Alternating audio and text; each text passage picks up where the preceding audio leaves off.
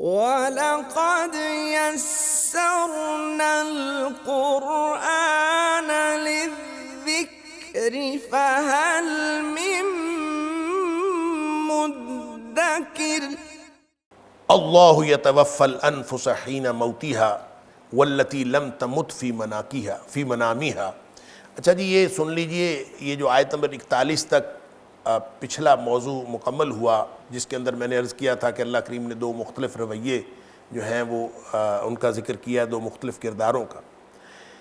اب یہاں سے اگرچہ توحید کی دعوت کا تذکرہ ہے، لیکن اس توحید کی دعوت پر جو مشرکین کے رویے ہیں دعوت توحید پر، ان کا ذکر ہے آیت نمبر 42 سے لے کر آیت نمبر 52 تک۔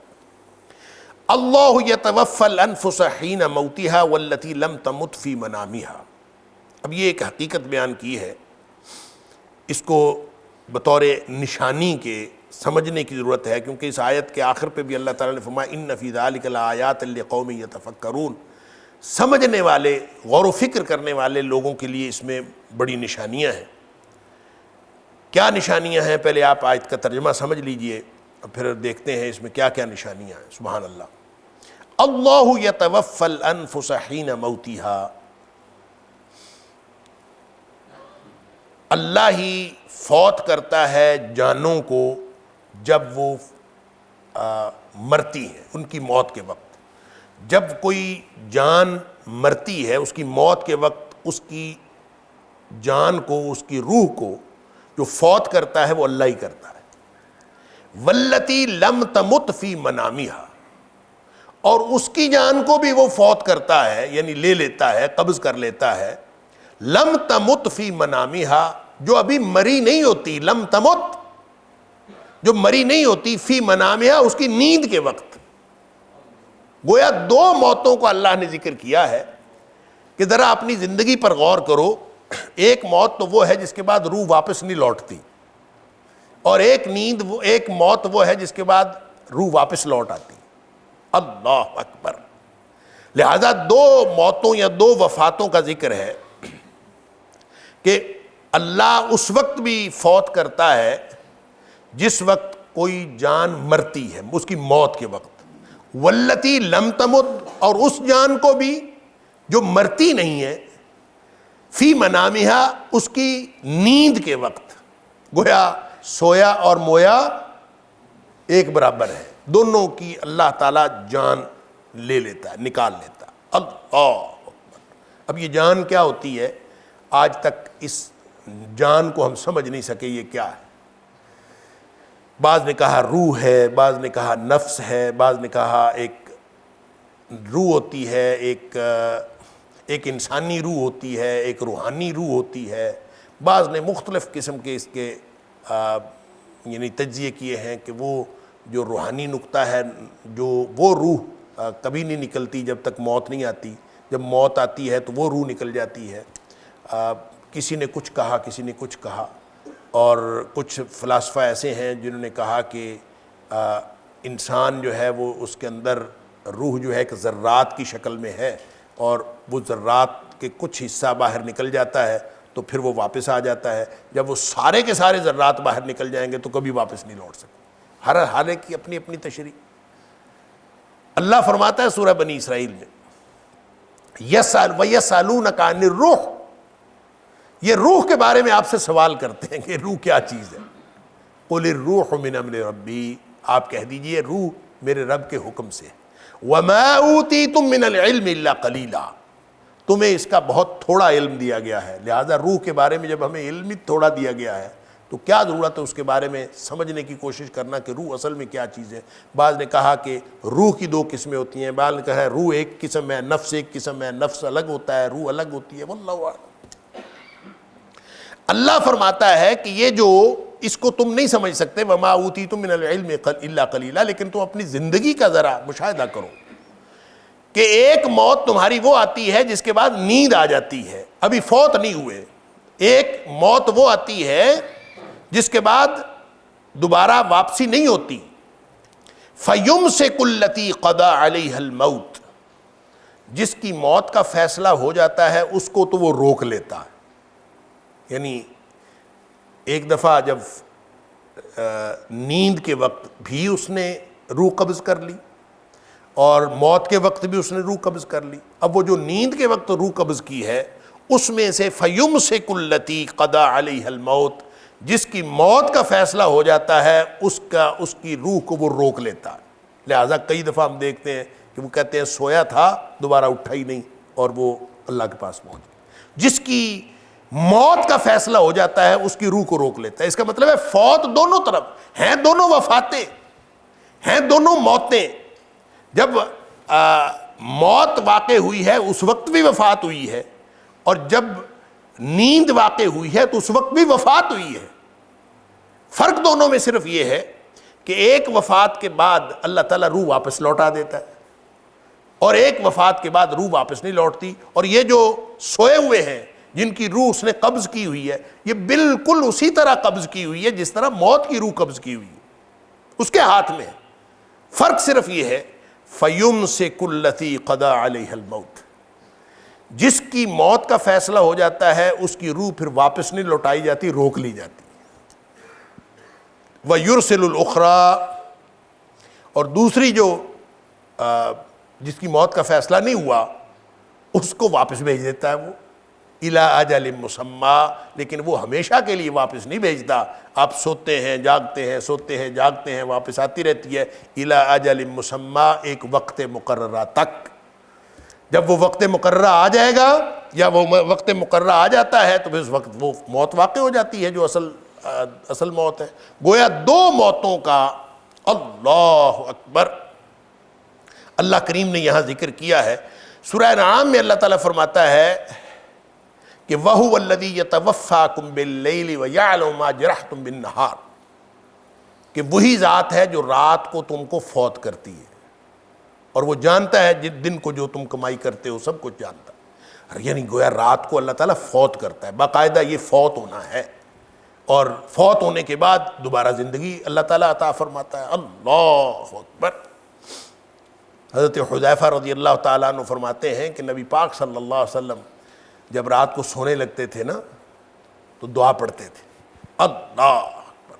کان اذا آوى الى فراشہ، جب نبی پاک صلی اللہ علیہ وسلم اپنے بستر پر تشریف لاتے تو پڑھتے اللہم بسمک اموت و احیا، اللہ میں تیرے نام پر اموت و فوت ہو رہا ہوں. یہ نیند جو ہے اصل میں فوت ہو رہا ہوں. واحیا، اور تیرے نام سے میں دوبارہ زندہ ہوں گا. یہ زندگی اور موت ہے. اللہ اموت و احیا. اور ایک دوسری دعا یہ ہے بسمک ربی وضعت جنبی وبک ارفعہ ان امسکت نفسی فرحمہا وان ارسلتہا فاحفظہا بما تحفظ بہ عبادک الصالحین. اللہ اکبر. بسمک ربی وضعت جنبی وبک ارفعہ، اللہ تیرے نام پر میں اپنا پہلو رکھ رہا ہوں اور تیرے نام پر ہی اس کو اٹھاؤں گا. اور بسمک ربی وضعت جنبی وبک ارفعہ ان امسکت نفسی فرحمہا، اللہ اگر تو یہ فیصلہ کر لے کہ میری اس روح کو تو نے روک لینا ہے، اگر تو یہ فیصلہ کر لے، مجھے تو نہیں پتا یہ جو میں فوت ہو رہا ہوں اس روح کو ہمیشہ کے لیے تو نے روک لینا ہے کہ نہیں روک لینا، مجھے نہیں پتا. اگر تو یہ فیصلہ کر لے ان امسکت نفسی، اگر تو روک ہی لے میری جان کو، فرحمہا، پھر اس پر رحم کرنا. اللہ ان امسکت نفسی فرحمہا وان ارسلتہا، اور اللہ اگر اس کو تو چھوڑ دے، یعنی ہو سکتا ہے صبح چھوڑ ہی دے، ہو سکتا ہے صبح تک واپس نہ آئے، اگر تو چھوڑ وان ارسلتہا، اگر تو صبح اس کو چھوڑ دے، فاحفظھا بما تحفظ بہ عبادک الصالحین، اللہ پھر اس کی اسی طرح حفاظت کرنا جس طرح تو اپنے نیک بندوں کی حفاظت کرتا ہے. سبحان اللہ، کیا خوبصورت دعا ہے. اپنا پورا معاملہ اللہ کے سپرد کر کے سونا.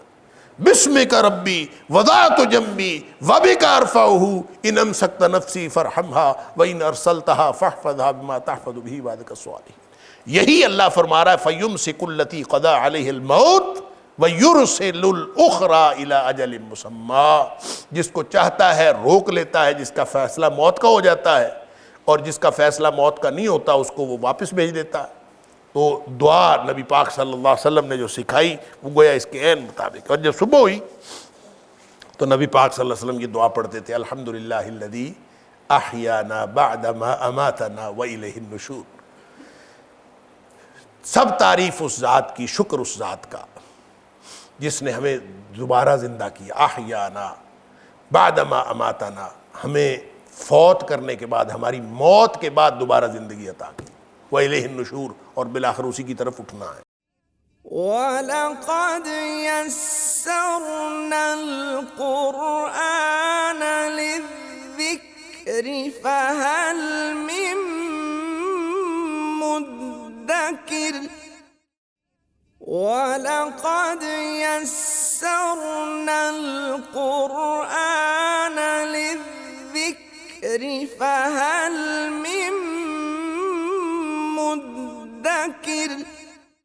ایک دفعہ نبی کریم صلی اللہ علیہ وسلم, بخاری شریف کے اندر یہ روایت موجود ہے کہ نبی پاک صلی اللہ علیہ وسلم تشریف لے گئے, کسی غزوے پہ تھے, واپس آ رہے تھے. تو جس جگہ پڑاؤ کیا ساری فوج تھکی ہوئی تھی, سارے لوگ تھکے ہوئے تھے. تو کسی ایک کو پہرے پہ کھڑا کیا کہ تم جو ہے نا وہ جگا دینا, تو فجر کے وقت تم جگا دینا.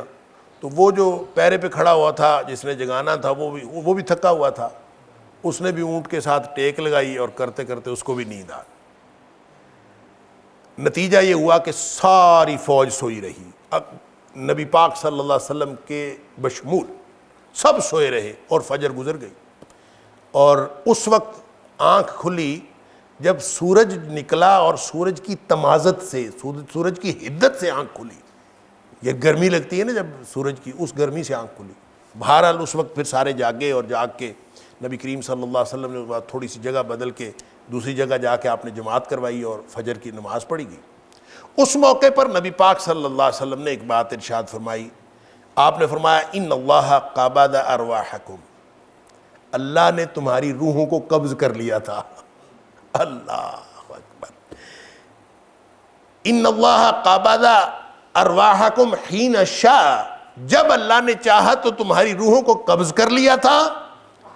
وردها علیکم حین شاء, جب اللہ نے چاہا تو وہ واپس لوٹا دی. اللہ نے ہماری روحیں قبض کی ہوئی تھی, تو جب اللہ نے چاہا تو واپس بھیج دی. تو یہ جو سونا ہے, اپنے سونے کے اوقات ویسے تو نمازوں کے اعتبار سے فکس کرنے چاہیے, لیکن اگر کوئی شخص کسی خاص وجہ سے سویا رہ جائے تو اس کی نماز کا وقت نبی پاک صلی اللہ علیہ وسلم نے فرمایا وہی ہے جب اس کی آنکھ کھلی. نماز کا وقت اگر گزر گیا, یعنی ویسے تو اپنے معمولات نماز کے اعتبار سے بنانے چاہیے, لیکن اگر کسی وقت کوئی ایسی بات ہو جائے, کوئی شخص تھکا تھا, کوئی معمول سے ہٹ کے کوئی تھکاوٹ تھی, یا کوئی مسئلہ تھا, یا کوئی بیماری تھی, اور اس کو نیند آ گئی اور اس کی آنکھ نہیں کھلی نماز کے وقت, تو جو ہی اس کی آنکھ کھلی ہے وہ وقت اس کی نماز کا وقت ہے. تو اس کا مطلب یہ ہے کہ اگر کسی نے آنکھ کھلنے کے بعد, مثلا دوپہر کو سویا تھا تو ظہر نکل گئی, تو اس کی جو آنکھ کھلی تو ظہر نکل چکی تھی. ایسے 11-12 بجے اس کا خیال تھا کہ میں آدھے گھنٹے کے لیے سوتا ہوں, لیکن اٹھا تو ظہر نکل گئی, یا ظہر کے بعد سویا تو عصر نکل گئی. اس کے بعد جب اس کی آنکھ کھلی ہے تو وہی وقت اس کی نماز کا ہے. اس کا مطلب پتہ کیا ہے؟ اس کا مطلب یہ ہے کہ وہ اٹھنے کے بعد پہلا کام نماز پڑھنے والا کرے. اگر اس نے اٹھنے کے بعد پہلا کام نماز پڑھنے کا نہیں کیا, یعنی وضو کے لیے باتھ روم چلا گیا, وضو کیا, وضو کر کے نماز پڑھی, یہ پہلا کام اگر اس نے نہیں کیا تو پھر وہ گناہ گار ہے.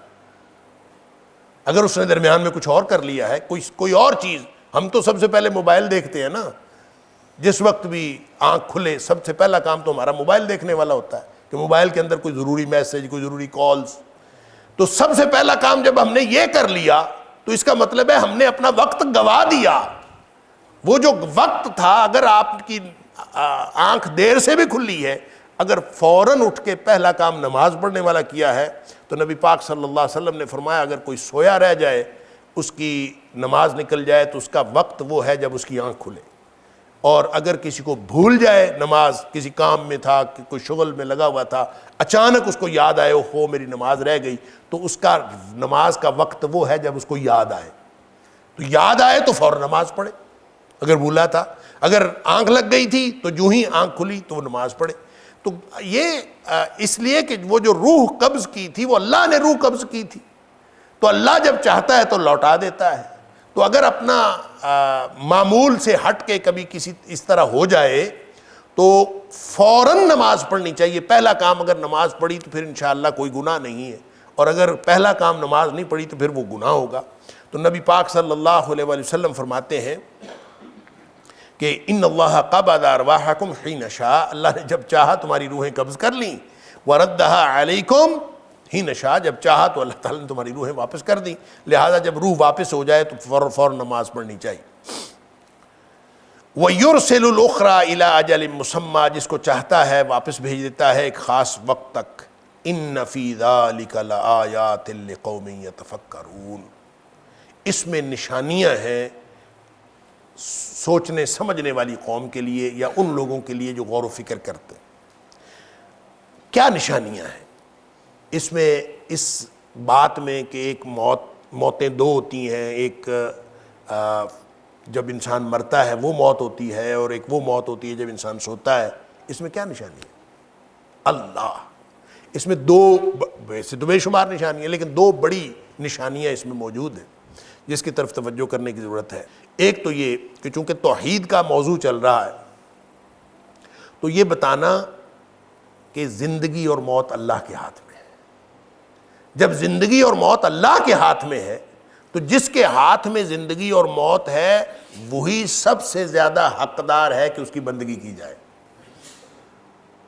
نبی کریم صلی اللہ علیہ وسلم، حضرت ابراہیم علیہ السلام نے جب اپنے قوم کو اللہ کا پیغام دیا تھا تو یہی حقیقت بتائی تھی کہ میرا رب کون ہے۔ جب نمرود سے مکالمہ ہوا تھا، ربی الذی یحیی و یمیت، میرا رب وہ ہے جو زندہ کرتا اور مارتا ہے۔ گویا جو زندہ کرتا اور مارتا ہے اس کا سب سے زیادہ حق ہے کہ اس کی بندگی کی جائے، لہٰذا اللہ کا حق عبادت ثابت ہوتا ہے یہاں سے۔ ان فی ذلک لآیات لقوم یتفکرون، ذرا سا بھی غور و فکر کرنے والا ہو اس کو سمجھ آ جاتی ہے کہ موت زندگی سب اللہ کے ہاتھ میں ہے، اور جس کے ہاتھ میں موت زندگی ہے اس کی بندگی ہر وقت کرنی چاہیے۔ وہ جب چاہے، ہو سکتا ہے اس کا حکم آنا ہے تو موت آ جانے، جب تک اس کا حکم ہے، ہمیں زندگی ملی ہوئی ہے، لہٰذا یہ اس زندگی کو غنیمت جانتے ہوئے اللہ تعالیٰ کی بندگی کرنی چاہیے۔ لہٰذا پہلی نشانی تو یہ ہے کہ حق عبادت صرف اللہ کا، جس کے ہاتھ میں موت اور زندگی ہے۔ وہ تو جس سے مکالمہ ہوا تھا حضرت ابراہیم علیہ السلام کا، نمرود تھا یا جو بھی تھا جس کا ذکر قرآن نے سورہ بقرہ میں کیا ہے، تو جس سے مکالمہ ہوا تھا اس نے تو کٹ حجتی کی تھی نا۔ حضرت ابراہیم علیہ السلام نے کہا میرا رب وہ ہے جو زندہ کرتا اور مارتا ہے، اس نے کہا میں بھی زندہ کرتا اور مارتا ہوں۔ اس نے کٹ حجتی کرتے ہوئے اس نے دو بندے پکڑے، ایک کو مار دیا ایک کو چھوڑ دیا۔ اس نے کہا دیکھو، اس کو میں نے زندگی دے دی، اس کو میں نے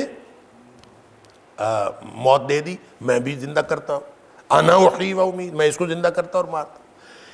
اب تھی تو یہ کٹ حجتی، بالکل غلط دلیل تھی، یعنی حضرت ابراہیم علیہ السلام کا یہ معنی بالکل نہیں تھا یحیی و امیت۔ لیکن ظاہر ہے جب کسی مشرک کے ساتھ جس کی مت ماری ہوئی ہوتی ہے اس کے ساتھ مکالمہ ہو رہا ہو تو اس کو کبھی سمجھایا نہیں جا سکتا، لہٰذا حضرت ابراہیم علیہ السلام نے اس کو یہ نہیں کہا کہ تیرا جواب غلط ہے، تیری کٹ حجتی ہے، تیری دلیل غلط ہے، یہ نہیں کہا، بلکہ اگلی دلیل دی جس کے بعد اس کو اپنی جو ہے وہ پوری بادشاہت، اس کا طول و عرض سامنے آ گیا، فوراً سمجھ آ گئی کہ میرے پلے کیا ہے۔ انہوں نے کہا اچھا اگر تو زندہ کرتا اور مارتا ہے تو چل تو یہ کر، میرا رب جو ہے سورج کو مشرق سے نکالتا ہے، تو اس کو مغرب سے نکال کے دکھا دے۔ تو بس اسی وقت اس کو فوراً فبہت الذی کفر، ہکا بکا رہ گیا کہ اب کیا کرے، اس کو کوئی جواب نہیں آیا۔ تو موت اور زندگی اللہ کے ہاتھ میں ہے۔ سب سے بڑا سبق اور سب سے بڑی نشانی اس میں یہ ہے کہ انسان جب دیکھتا ہے کہ موت اور زندگی، اور اللہ تعالیٰ نے قرآن میں کئی جگہ پہ، مثلا سورہ واقعہ میں بھی اللہ تعالیٰ نے فرمایا کہ جب کوئی کسی شخص کی موت واقع ہو رہی ہوتی ہے، اللہ اکبر، اور اس کا جو جان نکلتے نکلتے یہاں نرخرے میں پہنچ چکی ہوتی ہے، اللہ، تم اس وقت دیکھ رہے ہوتے ہو، اللہ اکبر، لیکن اس میں اللہ تعالیٰ فرماتا ہے کہ ردوہا ان کنتم صادقین، اگر تم سچے ہو تو اس وقت جب وہ جان نکل رہی ہوتی ہے تو اس کو کبھی واپس لا کے دکھاؤ۔ کوئی واپس لا سکتا ہے؟ ڈاکٹرز کھڑے ہوتے ہیں، سب کو کہتے ہیں نہیں، اب ختم، کہانی ختم، کوئی واپس نہیں لا سکتا۔ تو یہ جو موت ہم دن رات دیکھتے ہیں، اپنے عزیز و اقارب کی موت دیکھتے ہیں، اور اپنی موت ہمارے سر پہ کھڑی ہے، اور نیند سے ہم روزانہ مرتے اور زندہ ہوتے ہیں، اس سب میں جب اگر کوئی شخص سمجھے تو اسی سے سمجھ آ جاتی ہے کہ جس کے ہاتھ میں موت اور زندگی ہے، حق عبادت صرف اسی کا، اللہ۔ اور دوسری نشانی اس کے اندر یہ ہے، جو کفار مکہ کی سمجھ میں نہیں آتا تھا، اور آج بھی بہت سارے لوگوں کی سمجھ میں نہیں آتا، ان کو سمجھانے کے لیے دوسری نشانی یہ ہے، اگر ذرا سا غور و فکر کریں تو وہ نشانی یہ ہے کہ جو اللہ نیند کے بعد دوبارہ زندگی دینے پر قادر ہے، وہ موت کے بعد بھی دوبارہ زندگی دینے پر قادر ہے۔ باس بعد الموت اس سے ثابت ہوتا ہے، لہٰذا یہ کسی کے لیے کوئی اس کے اندر الجھن نہیں رہتی سمجھنے میں۔ تو فرمایا کہ ان فی ذلک لآیات لقوم یتفکرون، اگر غور و فکر کیا جائے تو اس میں نشانی ہے۔ ام اتخذوا من دون اللہ شفعاء، کیا انہوں نے بنائے ہیں اللہ کے علاوہ سفارشی؟ مسئلہ تو یہی ہوتا ہے نا، وہ جو میں نے ابھی بتایا کہ ما نعبدہم الا لیقربونا الی اللہ زلفی، جو سورہ کے شروع میں بتایا تھا کہ ہم ان کی بندگی صرف اس لیے کرتے ہیں یہ اللہ کے قریب کر دیتے ہیں، یا جیسے سورہ یونس میں فرمایا ہؤلاء شفعاؤنا عند اللہ، یہ اللہ کے ہمارے سفارشی ہیں۔ تو اللہ فرماتا ہے ام اتخذوا من دون اللہ شفعاء، کیا انہوں نے اللہ کے علاوہ سفارشی بنائے ہوئے ہیں؟ قل، اے حبیب صلی اللہ علیہ وسلم ان کو بتا دیجئے، اولو کانوا لا یملکون شیئا ولا یعقلون، اللہ اکبر، کیا اگرچہ کانوا لا یملکون شیئا، ان کے پاس کوئی اختیار کبھی بھی نہ رہا ہو، ولا یعقلون، نہ ان کے پاس کوئی عقل ہو، نہ سمجھ ہو، نہ عقل سمجھ نہ اختیار، جن کے پاس نہ کبھی کوئی اختیار رہا ہو نہ کوئی عقل سمجھ ہو، کیا وہ سفارش کریں؟ جب ان کے پاس اختیار ہی کوئی نہیں تو سفارش کیسے کریں؟ سفارش کرنے کے لیے تو اختیار چاہیے ہوتا ہے نا، اللہ اکبر۔ اور اگر کسی کے پاس، ہر شخص اپنی مرضی سے سفارش کرے گا؟ نہیں، من ذا الذی یشفع عندہ الا باذنہ، سفارش اللہ کی مرضی سے ہوگی، اور کسی کے پاس اختیار ہوگا تو سفارش کرے گا نا۔ ام اتخذوا من دون اللہ شفعاء، کیا انہوں نے اللہ کے علاوہ سفارشی بنائے ہوئے ہیں؟ قل اولو کانوا لا یملکون شیئا ولا یعقلون، اگرچہ ان کے پاس کبھی کوئی اختیار نہ رہا ہو، کانوا لا یملکون شیئا، کبھی ماضی میں بھی، کبھی زندگی میں کبھی کوئی اختیار نہ رہا ہو، ولا یعقلون، نہ وہ عقل رکھتے ہوں، نہ سمجھ کہ وہ کوئی اپنی عقل سے کوئی بات کریں، اور نہ ان کے پاس اختیار، تو سفارشی کیسے ہو گئے بھائی؟ بے اختیار اور بے عقل سفارشی کیسے ہو گئے؟ قل، اے حبیب صلی اللہ علیہ وسلم ان کو بتائیے، قل للہ الشفاعۃ جمیعا، ان کو بتا دیجئے کہ ساری سفارش، ہر قسم کی سفارش بھی، ہر طرح کی سفارش بھی اللہ کے پاس ہے، سفارش کا اختیار بھی اللہ کے علاوہ کسی اور کے پاس نہیں ہے۔ وَلَقَدْ يَسَّرْنَا الْقُرْآنَ لِلذِّكْرِ فَهَلْ مِن مُّدَّكِرٍ وَلَقَدْ يَسَّرْنَا الْقُرْآنَ لِلذِّكْرِ فَهَلْ مِن مُّدَّكِرٍ، اللہ جس کو چاہتا ہے اختیار دیتا، لہو ملک السماوات والارض، زمین و آسمان کی بادشاہت اس کے پاس ہے، اس کا اختیار اس کے پاس ہے، ثم الیہ ترجعون، پھر تم اسی کی طرف لوٹائے جاؤ گے، سارا اختیار اس کا ہے۔ جتنے مرضی سفارشی تم نے بنائے ہوں، سفارش ہونی تو اللہ کی مرضی سے ہے نا، اس کی مرضی کے بغیر، اور جب اللہ کو ناراض کر لیا تو پھر سفارش نہیں ہو سکتی۔ اللہ اکبر۔ اب یہ سفارش والا بھی عجیب معاملہ ہے کہ مختلف سفارشی ڈھونڈے ہوئے ہیں، جب کہا جائے کہ سفارش صرف اللہ کی ہے بڑی تکلیف ہوتی۔ اب ان کو کہا جائے کہ یہ اتنے سارے سفارشی نہیں ہو سکتے، کہا جائے کہ ہاں سفارشی ہیں، وہ فلاں بھی چھڑا لے گا، فلاں بھی چھڑا لے گا، فلاں بھی چھڑا، بڑے راضی، بڑے خوش۔ کہا جائے کوئی سفارش نہیں کر سکتا، کسی کے پاس کوئی اختیار نہیں، یہ کہا جائے تو بڑا ان کو پریشانی ہو جاتی ہے۔ وَإِذَا ذُكِرَ اللَّهُ وَحْدَهُ اشْمَأَزَّتْ قُلُوبُ الَّذِينَ لَا يُؤْمِنُونَ بِالْآخِرَةِ۔ اللہ اکبر۔ اور جب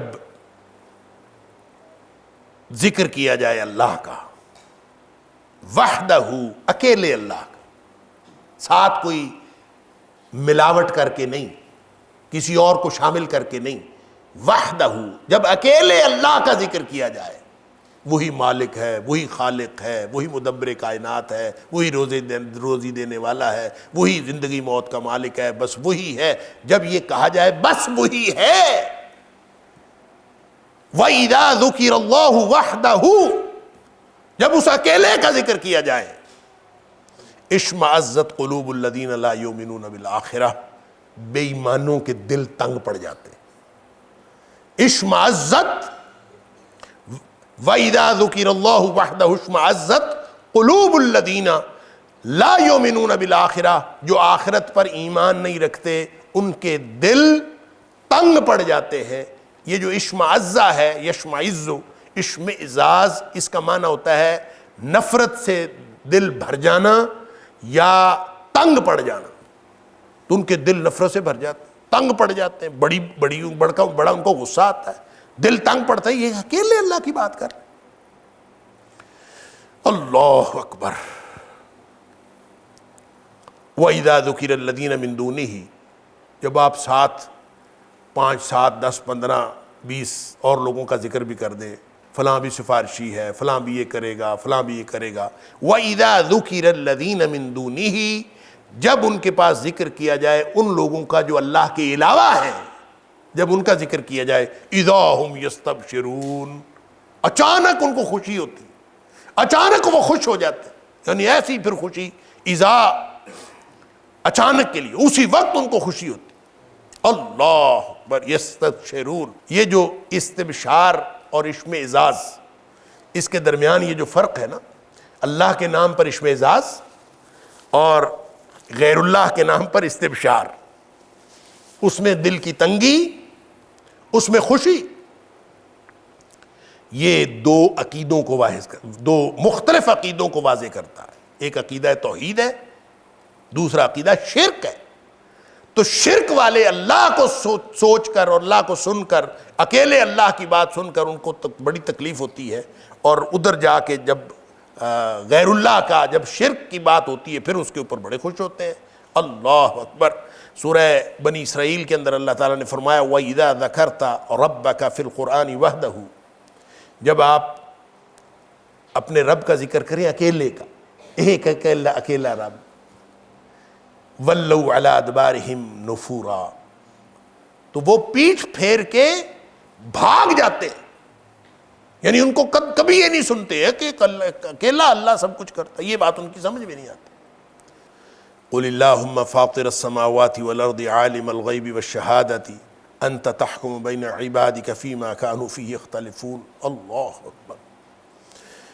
اے حبیب صلی اللہ علیہ وسلم، آپ یہ کہا کریں، اللہم، اے میرے اللہ، فاطر السماوات والارض، زمین و آسمان کو بنانے والے، عالم الغیب والشہادہ، غیب اور حاضر کے جاننے والے، انت تحکم بین عبادک، تو فیصلہ کرنے والا ہے اپنے بندوں کے درمیان، فیما کانوا فیہ یختلفون، اس بارے میں جس میں وہ اختلاف کرتے تھے، اللہ تو فیصلہ کرنے والا۔ یعنی یہ اللہ کے سامنے اپنی فریاد رکھ دیا کرو۔ کیا مطلب؟ کہ دلائل کا تبادلہ ہو گیا، جتنی ہدایت دینی تھی دے دی، سمجھانا تھا سمجھا دیا، اور ان تک قرآن کا پیغام پہنچا دیا، توحید کا پیغام پہنچا دیا، پھر بھی اگر کوئی نہیں مانتا تو پھر کیا طریقہ ہے؟ پھر یہی طریقہ ہے کہ اے حبیب صلی اللہ علیہ وسلم آپ اپنا مقدمہ اپنے اللہ کی عدالت میں پیش کریں. آپ کہہ دیں اللہم مالک الملک، آپ کہہ دیں اللہم فاطر السماوات والارض عالم الغیب والشہادہ. اللہ فیصلہ تو ہی کر دے، ہم سے تو فیصلہ نہیں ہوتا، یہ میری بات نہیں مانتے اور میں تیرا پیغام ان کو پہنچاتا ہوں، یہ مانتے نہیں ہیں. تو آپ اور کہہ کے تھک گئے. بالآخر نبی کریم صلی اللہ علیہ وسلم کو اللہ تعالیٰ نے یعنی یہ تسلی بھی دی اور یہ راستہ بھی دکھایا کہ اگر کہیں دلائل کے تبادلے میں داعی کے پاس یہ موقع آ جائے کہ داعی یہ سمجھے کہ لوگ میری بات نہیں سمجھ رہے، تو اس کے پاس یہ راستہ ہمیشہ کھلا ہے کہ وہ اپنا مقدمہ اپنے اللہ کے سامنے پیش کر دے اور یہ کہے اللہم فاطر السماوات قل اللہم فاطر السماوات والارض. اے حبیب صلی اللہ علیہ وسلم آپ کہیے اے اللہ زمین و آسمان کو بنانے والے، عالم الغیب والشہادہ غیب اور حاضر کے جاننے والے، انت تحکم بین عبادک تو فیصلہ کرنے والا ہے یا کرے گا بین عبادک اپنے بندوں کے درمیان فیما کانوا فیہ اختلفون جس میں وہ اختلاف کرتے تھے اس کے بارے میں تو ہی فیصلہ کرے، یہ کہہ دیا کرو. اللہ نبی اکرم صلی اللہ علیہ وسلم دعائے استفتاح، خاص طور پہ تہجد کی جو دعائے استفتاح ہے اس میں اکثر یہ دعا پڑھا کرتے تھے اللہم رب جبرائیل و میکائیل و اسرافیل فاطر السماوات والارض عالم الغیب والشہادۃ انت تحکم بین عبادک فیما کانوا فیہ یختلفون اہدنی لما اختلف فیہ من الحق باذنک انک تہدی من تشاء الی صراط مستقیم. یہ دعا نبی کریم صلی اللہ علیہ وسلم اکثر اپنی تہجد کی جو اس دعائے استفتاح جہاں ہم سبحانک اللہم پڑھتے ہیں نا، اس موقع پر نبی پاک صلی اللہ علیہ وسلم یہ دعا پڑھتے تھے سبحان اللہ اللہم رب جبرائیل و میکائیل و اسرافیل فاطر السماوات. اے اللہ تو رب ہے جبریل کا بھی، میکائیل کا بھی اور اسرافیل کا بھی. فاطر السماوات والارض زمین و آسمان کا خالق ہے، بنانے والا ہے. عالم الغیب والشہادہ انت تحکم بین عبادک فیما کانوا فیہ یختلفون. گویا یہی جو حکم ہے جو اللہ نے دیا تھا اے حبیب صلی اللہ علیہ وسلم آپ بس یہ کہا کریں اور اپنا فیصلہ اپنے اللہ کے سپرد کر دیا کریں. تو نبی کریم صلی اللہ علیہ وسلم یہ دعا استفتاح یہ پڑھتے تھے، گویا اپنا مقدمہ اللہ کے سامنے پیش کر دیتے تھے اور کہتے تھے اہدنی لما اختلف فیہ من الحق باذنک. اللہ جس میں لوگ اختلاف کرتے ہیں اور اس حق کے بارے میں تو میری ہدایت مجھے راستہ دکھا. اہدنی لما اختلف فیہ من الحق باذنک. اللہ تو اپنی جناب سے حق کے بارے میں وہ فیصلہ جو اصل حق کا فیصلہ ہے تو مجھے اس کی ہدایت نصیب فرما، مجھے اس کا راستہ دکھا. انک تہدی من تشاء الی صراط مستقیم. تو جسے چاہتا ہے سیدھے راستے کی ہدایت دیتا ہے. مجھے یوں لگتا ہے کہ اگر یہ جب یہ سکھایا اللہ نے نبی اکرم صلی اللہ علیہ وسلم اور نبی کریم صلی اللہ علیہ وسلم نے ہمیں وہ دعا سکھا دی جو اللہ کے اس سکھائے ہوئے پر نبی پاک صلی اللہ علیہ وسلم دعا کرتے تھے، وہ دعا سکھا دی. اب وہ دعا پڑھنے کا نتیجہ کیا ہوتا ہے؟ اپنا معاملہ اللہ کے سپرد کرنا ہے. اگر کوئی شخص آج بھی یہ دعا پڑھ لے سبحان اللہ، آپ دعا استفتاح کے طور پر تہجد کی نماز میں دعا استفتاح کے طور پر پڑھ لیں، کسی نماز میں دعا استفتاح کے طور پر پڑھ لیں یا ویسے دعا کر لیں. جب آپ نے اللہ سے یہ کہہ دیا اہدنی لما اختلف فیہ من الحق باذنک، اللہ کی یہ صفات بیان کرنے کے ساتھ یہ کہہ کہ اللہم رب جبرائیل و میکائیل و اسرافیل فاطر السماوات والارض عالم الغیب والشہادہ انت تحکم بین عبادک فیما کانوا فیہ یختلفون. یہ سارا کچھ کہہ کہ اللہ تو رب ہے جبریل کا، میکائیل کا، اسرافیل کا، زمین و آسمان کا بنانے والا ہے، تو حاضر اور غیب کا جاننے والا ہے. اللہ تو فیصلہ کرنے والا ہے لوگوں کی اختلافی باتوں میں. اور پھر کہہ دیا اہدنی لما اختلف فیہ من الحق باذنک. اللہ مجھے حق کی وہ بات بتا دے جس میں لوگ اختلاف کرتے ہوں اور مجھے وہ بات بتا دے جو حق ہو. اللہ اکبر. آپ اندازہ کریں جب اللہ سے یہ بات مانگ لی اور روزانہ مانگ لی کہ اللہ جس میں لوگ اختلاف کرتے ہیں تو مجھے حق بات کی ہدایت نصیب فرما. تو اس کے بعد کوئی باقی بات رہ جاتی، کوئی قصہ باقی رہ جاتا ہے اختلاف والا؟ جب آپ نے اپنا معاملہ اللہ کے سپرد کر دیا اور اللہ کے سپرد کر کے اللہ سے مانگ لیا، اہدنی لما اختلف فیہ من الحق بإذنک انک تہدی من تشاء الی صراط مستقیم، اللہ تو جسے چاہتا ہے صراط مستقیم کی ہدایت دیتا ہے، مجھے بھی لوگوں کے اختلاف میں سے وہ بات سجھا دے جو حق بات ہے۔ سبحان اللہ۔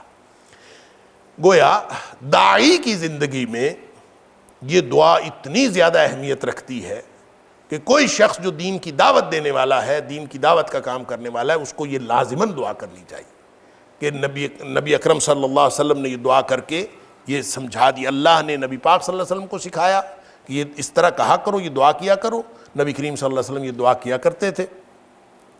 اسی طرح ایک حدیث میں آتا ہے کہ حضرت ابوبکر صدیق رضی اللہ تعالیٰ عنہ نے نبی اکرم صلی اللہ علیہ وسلم سے پوچھا کہ اللہ کے رسول صلی اللہ علیہ وسلم مجھے کچھ ایسا بتائیں جو میں صبح و شام پڑھا کروں، صبح و شام پڑھنے کے لیے کچھ بتائیں۔ تو نبی اکرم صلی اللہ علیہ وسلم نے یہ دعا سکھائی، یہ ترمذی شریف کے اندر موجود ہے۔ آپ نے فرمایا تم یہ کہا کرو صبح و شام، اللہم فاطر السماوات والارض عالم الغیب والشہادہ لا الہ الا انت رب کل شیء وملیکہ اعوذ بک من شر نفسی ومن شر الشیطان وشرکہ وان اقترف علی نفسی سوءا او اجرہ الی مسلم۔